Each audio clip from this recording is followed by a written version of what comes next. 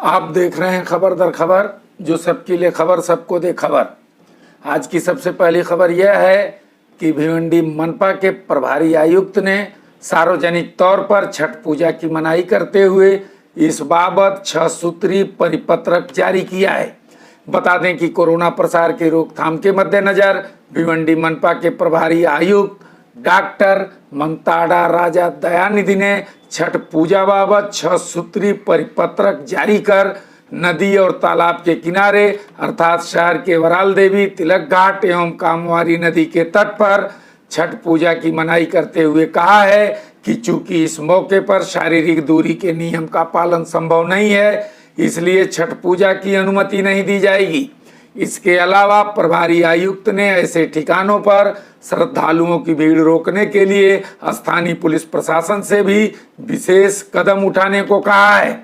इतना ही नहीं, आयुक्त ने इस परिपत्रक की प्रतिलिपि राज्य सरकार के विभिन्न विभागों के सचिवों, पालक मंत्री, पुलिस विभाग के अधिकारियों, मनपा की महापौर व उप महापौर सहित मनपा के तमाम पदाधिकारियों को भी भेजकर इससे अवगत कराया है। प्रभारी मनपा आयुक्त डॉक्टर दयानिधि द्वारा जारी परिपत्रक के मुताबिक उत्तर भारतीय समुदाय द्वारा सूर्यास्त और सूर्योदय के समय, पूजा के दौरान, समुद्र, नदी और तालाब के किनारे विसर्जन के समय श्रद्धालुओं की भीड़ जमा होती है। वर्तमान समय में भिवंडी शहर पिछले मार्च से ही कोरोना महामारी का सामना कर रहा है। ठंडी के मौसम में इसके दोबारा जोर पकड़ने की आशंका जताई जा रही है। पिछले वर्षों को देखते हुए छठ पूजा के दौरान भारी भीड़ होगी और शारीरिक दूरी आदि का पालन न हो सकेगा। आयुक्त ने प्रभाग स्तर पर छठ पूजा के लिए अनुमति मांगने वाली संस्थाओं से अपने खर्च पर कृत्रिम तालाब बनवाने और छठ पूजा के बाद उसे नष्ट करने की जिम्मेदारी सहित शारीरिक दूरी की अनिवार्यता पर अनुमति देने की बात कही है। इसके अलावा कृत्रिम तालाब की जगह पर केवल पूजा की अनुमति देने सहित भीड़ भाड़ जमा न होने देने के लिए पुलिस प्रशासन से मदद लेने को कहा है। इसी तरह कृत्रिम तालाब की जगह पर प्रभाग स्तर पर चिकित्सा पथक तैयार करने सहित आवश्यकता अनुसार श्रद्धालुओं की एंटीजन और आरटीपीसीआर टेस्ट कराने को भी कहा गया है। इतना ही नहीं, सर्वोच्च न्यायालय के आदेशानुसार छठ पूजा स्थल पर ध्वनि प्रदूषण रोकना भी सुनिश्चित करने को कहा गया है। उल्लेखनीय है कि परिपत्रक में उल्लेखित सभी नियमों और शर्तों का संबंधित लोगों द्वारा अक्षरशः पालन करने की हिदायत देते हुए कहा गया है कि परिपत्रक का अनुपालन न करने, लापरवाही बरतने या इसका उल्लंघन करने अथवा विरोध करने वाले लोगों के खिलाफ आपात प्रबंधन अधिनियम 2005 की धारा 51 से लेकर 60 तक के अलावा भारतीय संक्रामक रोग नियंत्रण अधिनियम 1897 सहित भारतीय दंड संहिता की धारा 188 के मुताबिक दंडात्मक कार्रवाई की जाएगी। अब हम रुख करते हैं इंदिरा गांधी जयंती के अवसर पर होने वाले कार्यक्रमों की ओर, जहां भिवंडी कांग्रेस ने स्थानीय पार्टी संगठन को मजबूत करने का संकल्प लिया है। बता दें कि विश्व भर में लौह महिला कहलाई जाने वाली दृढ़ निश्चय, साहस व अद्भुत क्षमता वाली भारत की प्रथम व अब तक की एकमात्र महिला प्रधानमंत्री स्वर्गीय इंदिरा गांधी की 103वीं जयंती आज गुरुवार को भिवंडी शहर जिला कांग्रेस कार्यालय में मनाई गई। इस दौरान एक सादे समारोह का आयोजन कर रशीद ताहिर मोमिन की अध्यक्षता में कांग्रेसियों ने उनके चित्र पर पुष्पहार और पुष्प अर्पित कर उन्हें श्रद्धांजलि पेश की। इसके बाद इंदिरा गांधी मेमोरियल अस्पताल स्थित उनकी प्रतिमा पर भी माल्यार्पण कर उन्हें आदरांजलि दी गई। इस अवसर पर भिवंडी शहर जिला कांग्रेस कमेटी के अध्यक्ष रशीद ताहिर मोमिन ने कहा कि देश की एकता और अखंडता के लिए हमारी नेता ने अपना बलिदान दिया। देश के विकास में उनके योगदान को भुलाया नहीं जा सकता है। अपनी प्रतिभा व राजनीतिक दृढ़ता के लिए विश्व राजनीति के इतिहास में इंदिरा जी का नाम सदैव याद रखा जाएगा। समाजवाद की अवधारणा एवं बैंकों के राष्ट्रीयकरण सहित स्वर्गीय इंदिरा गांधी द्वारा किए गए कार्यों को हम सलाम करते हैं। परमाणु परीक्षण, पाकिस्तान का विभाजन एवं खाद्यान्न में आत्मनिर्भरता सहित उनके कार्यों ने पूरा विश्व में लोहा मनवाया है, जिसके लिए विश्व राजनीति के इतिहास में इंदिरा जी का नाम सदैव याद रखा जाएगा। वह जनवरी 1966 से मार्च 1977 तक देश की प्रधानमंत्री रहीं। इसके बाद 1980 में वह दोबारा देश की प्रधानमंत्री बनी। 31 अक्टूबर 1984 को उनकी हत्या कर दी गई। इस अवसर पर स्थानीय कांग्रेस संगठन को मजबूत करने की अपनी प्रतिबद्धता दोहराते हुए कांग्रेस अध्यक्ष मोमिन ने कहा कि स्थानीय स्तर पर पार्टी संगठन को पुनर्जीवित और मजबूत करने के लिए हर वार्ड का दौरा करके वार्ड स्तर पर कमेटियों का गठन करने के साथ साथ आगामी मनपा चुनाव के मद्देनजर बूथ स्तर पर भी कमेटियों का निर्माण किया जाएगा। उन्होंने शहर के सभी ब्लॉक अध्यक्षों को चुस्त दुरुस्त रहने का आह्वान करने के साथ साथ यह भी चेताया कि इस कार्य में ढिलाई बरतने वाले ब्लॉक अध्यक्षों के खिलाफ कार्रवाई की जाएगी। हम अपने अद्वितीय नेता स्वर्गीय इंदिरा गांधी के जन्म जयंती पर इस बात का संकल्प लेते हैं कि जमीनी स्तर पर पार्टी को मजबूत करने के लिए हम वहां भी जाएंगे और उस स्थान पर भी अपना संगठन खड़ा करेंगे जहां कांग्रेस पार्टी का पर्याप्त जनाधार नहीं रहा है।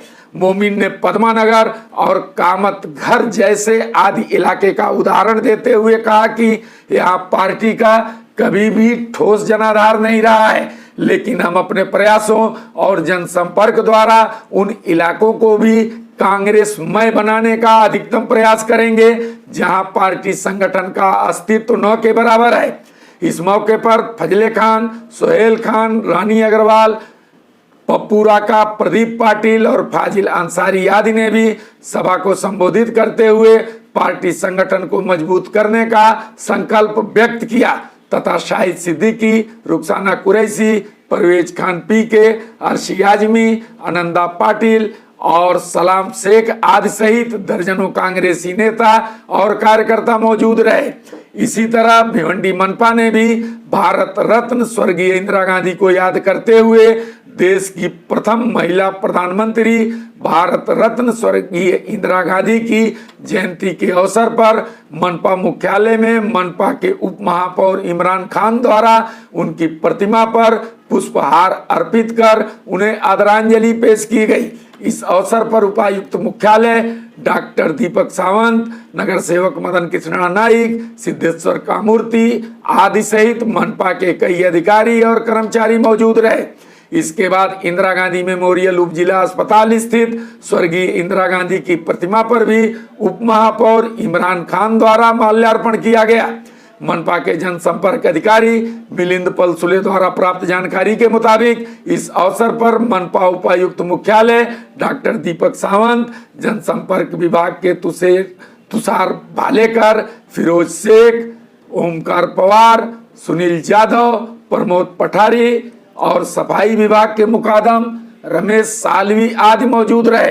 अब हम आगे बढ़ते हैं कोरोना अपडेट की ओर, जहां आज शहर और ग्रामीण में एक एक व्यक्ति की कोरोना से मौत हुई है।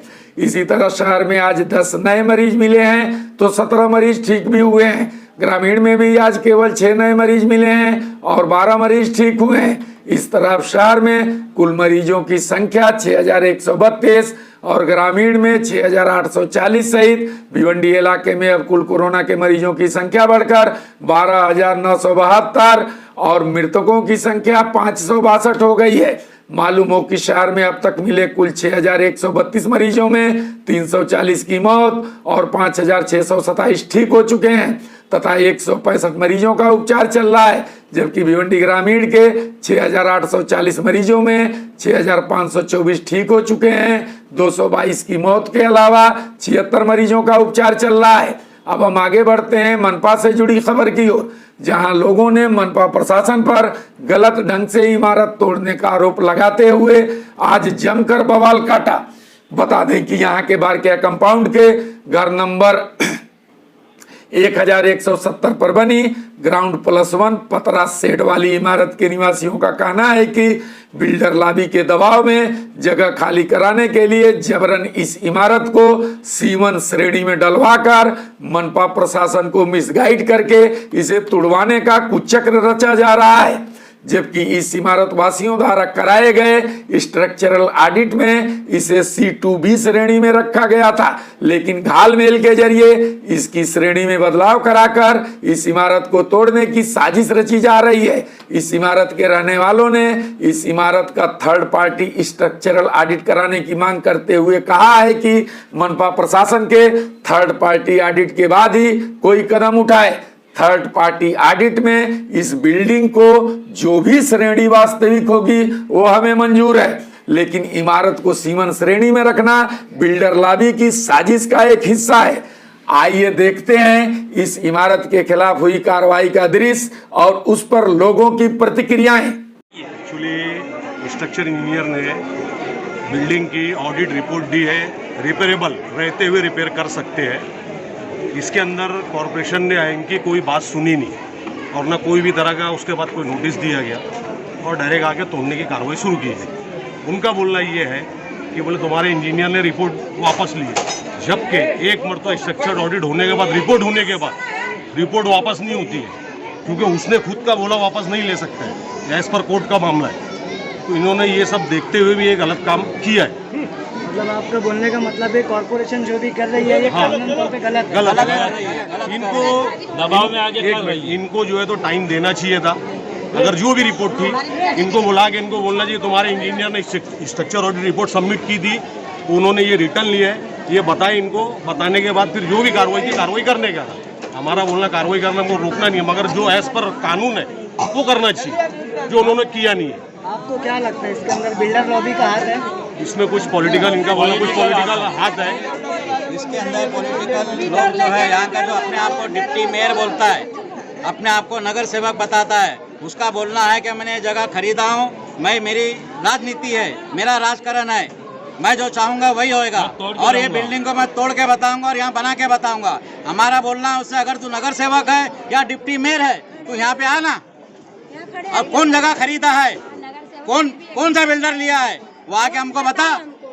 ये पूरा जो दारोमदार ये बिल्डिंग में ये कॉर्पोरेशन के जितने लोग हैं ये सब इसके डिप्टी मेयर के, इमरान नगर सेवक के दबाव के अंदर प्रेशर में काम कर। हमने हर खबर खबर की न्यूज़ पसंद आने पर हमारे चैनल को सब्सक्राइब करें और न्यू अपडेट्स के लिए बेल आइकन दबा दीजिए।